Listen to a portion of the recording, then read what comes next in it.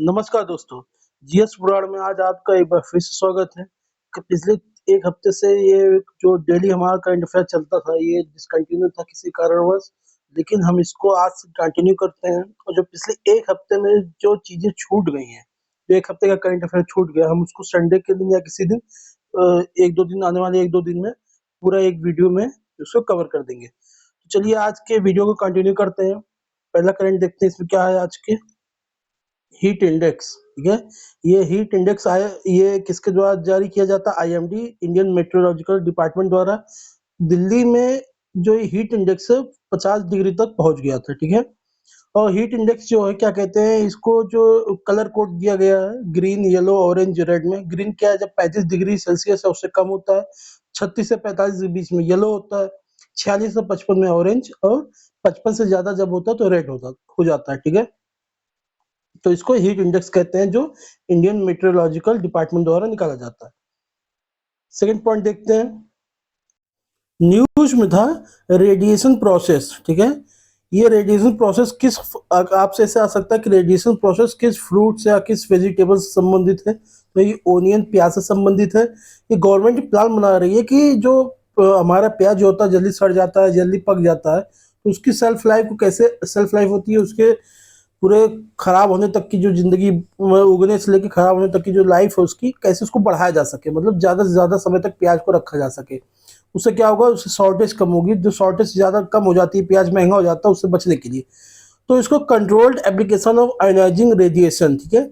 तो रेडिएशन जैसे gamma, alpha, beta raise होता है, उसके जरिए इसको कंट्रोल किया जाएगा। उसके ओनियन की क्या कहते हैं, रैपनिंग को, ठीक है। रैपनिंग मतलब पकना होता है। तो ओनियन को इसे शॉर्ट में, मतलब उसको शॉर्टेज में उसका इस्तेमाल किया जा सकता है, ठीक है। तो रेडिएशन प्रोसेस किससे संबंधित है? ओनियन मतलब प्याज से। एआई एजेंट क्या होते हैं? आपसे सवाल पूछ सकता है कि व्हाट इज एआई एजेंट्स। तो एआई एजेंट्स क्या होते हैं? जैसे चैट जीपीटी 4, ये 4.0 जो आ गया है। प्रोजेक्ट अस्त्र, ये नोट कर लीजिएगा, प्रोजेक्ट अस्त्र।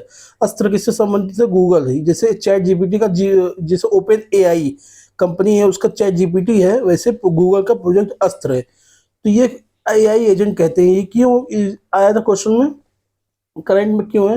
इनको कहा जाता है far superior than conventional voice assistant such as Alexa, Siri, Google assistant.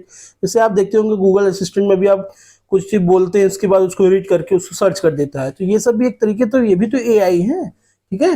लेकिन ये एक नॉर्मल बेसिक कन्वेंशनल लेवल का है, ठीक है। लेकिन जो चैट जीपीटी है, प्रोजेक्ट अस्त्र, ये सब काफी बेहतर है, ठीक है। एआई एजेंट कहा गया है। नेक्स्ट पॉइंट देखते हैं। Zero carbon cement.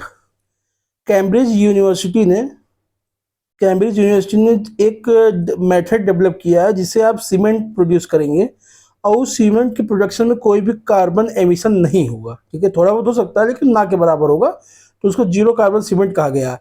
आपको पता है, जब जब ग्लोबली ग्रीन हाउस एमिशन होता है उसमें आठ लगभग 8% उस सीमेंट के प्रोडक्शन में कार्बन का वो उत्सर्जन होता है, ठीक है। तो सीमेंट जब आप बनाते हैं, प्रोड्यूस करते हैं, तो उससे ग्रीन हाउस एमिशन ज़्यादा निकलता है। तो इससे जीरो कार्बन सीमेंट का कहाँ, जो इसको बनाने की प्रक्रिया है, कहाँ पे सबसे पहले है? कैम्ब्रिज यूनिवर्सिटी द्वारा। ये आपसे सवाल पूछा जा सकता है। एक क्वेश्चन में ये था मुरुगवानी नेशनल पार्क, ठीक है। मुरुगवानी मुरुगवानी नेशनल पार्क कहाँ पे है? तेलंगाना में है। ये न्यूज में था इसलिए इसको मैंने यहाँ पे दिया है।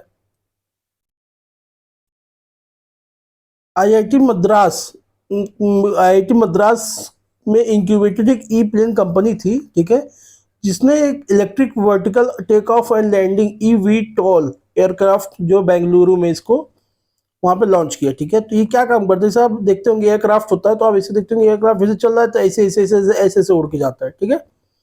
और हेलीकॉप्टर जो होता है मान लीजिए ऐसे, तो ऐसे वर्टिकल ऐसे लैंडिंग होता है, ऐसे वर्टिकल टेक ऑफ होता है, फिर ऐसे ऐसे होता है। तो ये एयरक्राफ्ट क्या होगा? एयरक्राफ्ट, हेलीकॉप्टर की बात नहीं कर रहा हूँ, एयरक्राफ्ट की बात कर, जैसे फाइटर एयरक्राफ्ट हुआ अपना, राफेल हुआ, इस टाइप की बात कर रहा हूँ। ये ऐसे वर्टिकल उठेगा, उसके बाद तब ऐसे जाएगा, उसके बाद वर्टिकल लैंडिंग करेगा। तो इसके लिए इसको कहीं रनवे की जरूरत नहीं है कि हाँ अगर रनवे होगा तभी उतर पाएगा। जैसे एग्जांपल आप अमेरिका का F-35 देखेंगे ना, तो वर्टिकल लैंडिंग एंड क्या कहते हैं टेक ऑफ करता है। कौन?